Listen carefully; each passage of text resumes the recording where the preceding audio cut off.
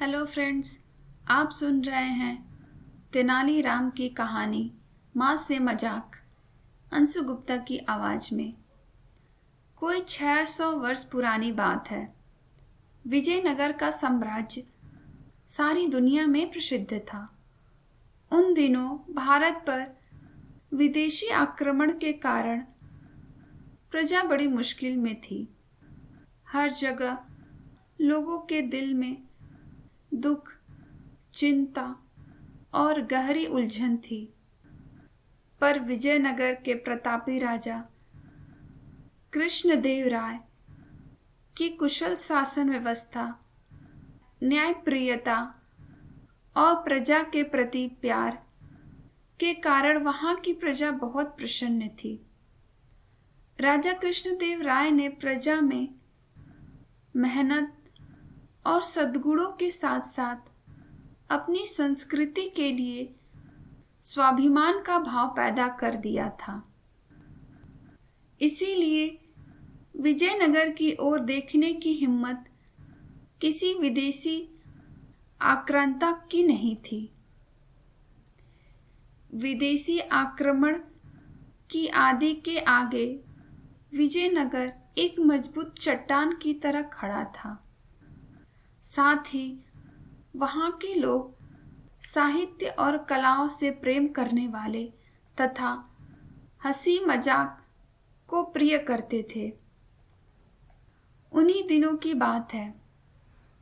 विजयनगर के तेनाली गांव में एक बड़ा बुद्धिमान और प्रतिभा संपन्न किशोर था।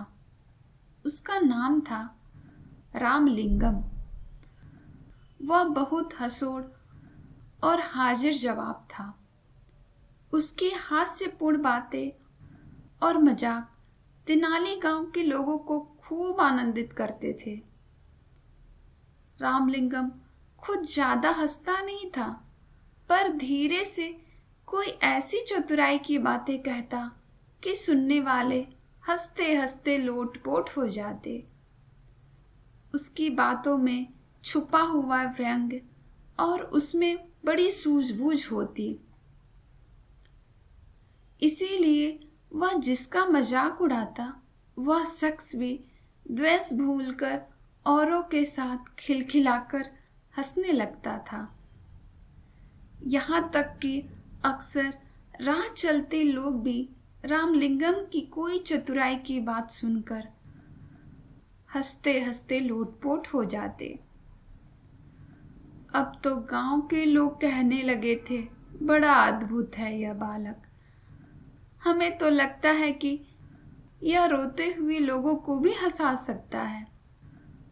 इस पर रामलिंगम कहता, पता नहीं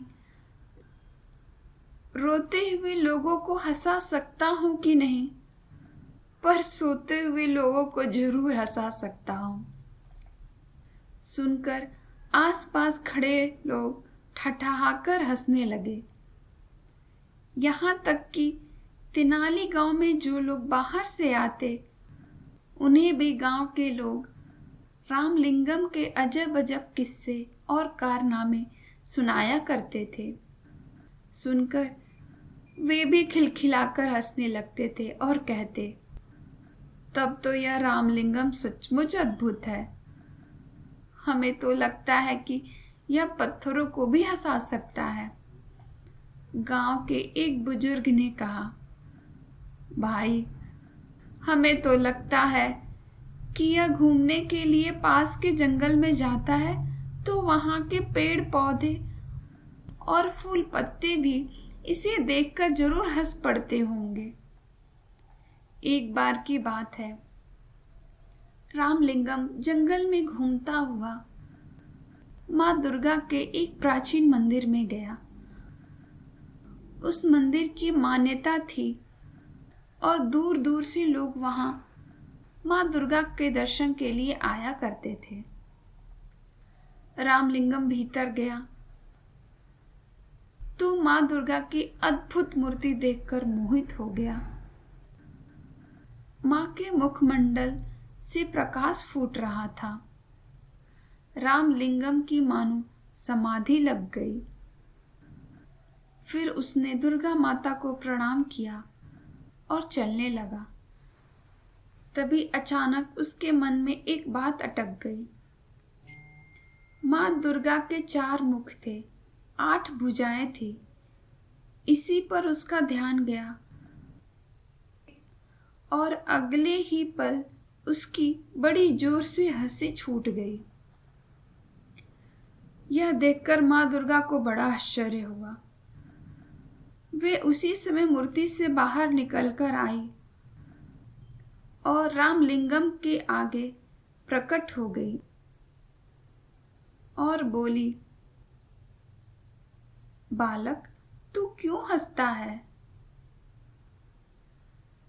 रामलिंगम माँ दुर्गा को साक्षात देखकर एक पल के लिए तो सहम गया, पर फिर हंसते हुए बोला, माँ क्षमा करें, एक बात याद आ गई, इसीलिए हंस रहा हूँ। माँ दुर्गा ने कहा, कौन सी बात, बता तो भला। इस पर रामलिंगम ने हंसते हंसते जवाब दिया, माँ, मेरी तो सिर्फ एक ही नाक है, पर जब जुकाम हो जाता है तो मुझे बड़ी मुसीबत आती है। आपके तो 4 मुख हैं और भुजाएं भी 8 हैं, तो जब आपको जुकाम हो जाता होगा तो आपको और भी ज्यादा मुसीबत। रामलिंगम की बात पूरी होने से पहले ही माँ दुर्गा खिलखिलाकर हंस पड़ी, बोली, हट पगले, तू माँ से भी मजाक करता है। फिर हंसते हुए उन्होंने कहा, पर आज मैं समझ गई हूं कि तुझ में हास्य की बड़ी अनोखी सिद्धि है। अपनी इसी सूझबूझ और हास्य के बल पर तू नाम कमाएगा और बड़े बड़े काम करेगा। पर एक बात याद रखना, अपनी इस हास्य वृत्ति का किसी को दुख देने के लिए प्रयोग मत करना। सबको हंसाना और दूसरों की भलाई के लिए काम करना। जा, तू राजा कृष्णदेव राय के दरबार में जा, वही तेरी प्रतिभा का पूरा सम्मान करेंगे। उस दिन रामलिंगम दुर्गा माँ के प्राचीन मंदिर से लौटा तो उसका मन बड़ा हल्का फुल्का था। लौटकर उसने अपनी माँ को यह अनोखा प्रसंग बताया। सुनकर माँ चकित रह गई और फिर धीरे धीरे ये पूरी बात तेनाली गांव में फैल गई कि रामलिंगम को दुर्गा माँ से बड़ा अद्भुत वरदान मिला है। यह बड़ा नाम कमाएगा और बड़े बड़े काम करेगा। उसके साथ ही साथ तेनाली गांव का नाम भी ऊंचा होगा। दोस्तों, अगर आपको मेरा वीडियो पसंद आए तो प्लीज़ मेरे चैनल को लाइक, कमेंट, शेयर और सब्सक्राइब करें। Thank you.